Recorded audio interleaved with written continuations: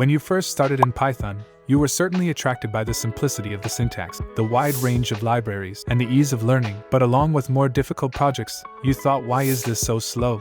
Python has a speed comparable to old-fashioned programming languages, which makes working on larger projects difficult or at least annoying.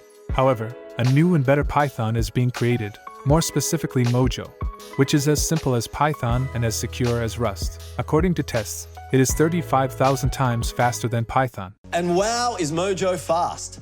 35,000 times faster than Python today. The creator of Mojo is Chris Latner, the creator of Swift and the LLVM compiler, which, thanks to the use of MLIR technology, has taken programming to a higher level. Mojo's syntax is inspired by Rust and Python, so you have more useful features available along with an easy-to-learn syntax. However, if you have prejudices about the small number of extensions and libraries, don't worry.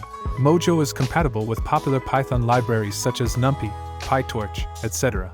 Interestingly, the Mojo file extension is .mojo, or dot and fire emoji. Is Mojo the future of programming? That remains to be seen, but it's definitely worth watching.